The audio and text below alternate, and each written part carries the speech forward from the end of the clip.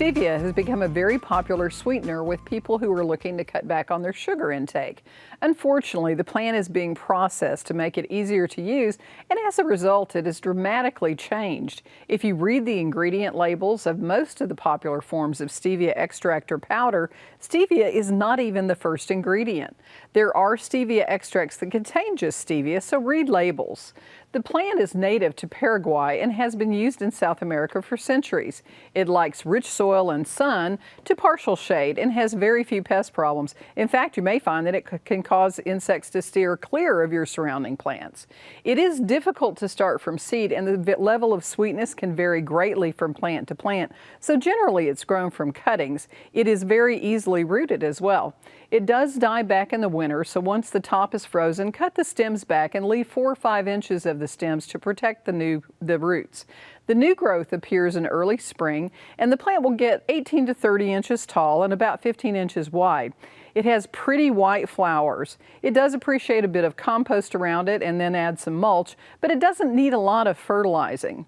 You may find that the flavor of your plant will decline after several years of growth and the plant starts to weaken, so start cuttings from your plants each year to keep a steady supply. The leaves can be cut back frequently once the plant is about 6 inches tall, and they can be added to tea as you're brewing it.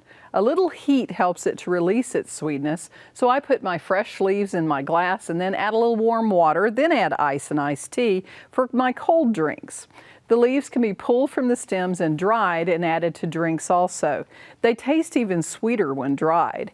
Crush the dried leaves to release their flavor before adding, but don't overdo, as too much stevia can result in a very bitter taste. You can also dry the stevia leaves and grind them into a powder with a spice grinder or mortar and pestle and add to foods, or you can add a cup of warm water to a 1/4 cup of dried stevia leaves to make a stevia extract.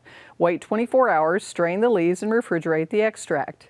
Stevia can be used in cooking, but it's best to substitute it for half of the sweetener only, since it doesn't help with browning and texture like sugar does in baked goods.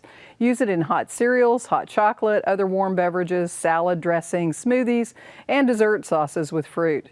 You can also make an alcohol-based liquid stevia extract that will store well. The recipe for that will be on the Central Texas Gardener website.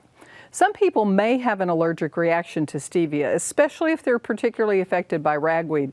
Sore throats and headaches have been reported after use. There's another plant that is sometimes confused with stevia, Aztec sweetleaf.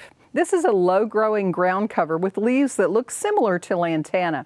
It's not cold hardy, so it seldom overwinters here in Central Texas. The leaves are very sweet tasting. It was used as a traditional folk medicine for coughs, colds, and congestion. It has high levels of camphor that would make it effective as an expectorant, but you wouldn't want to consume large quantities of these leaves or use it as a sugar substitute, and you should not allow small children to consume it due to the camphor levels. For Backyard Basics, I'm Tricia Shari. Thanks for watching.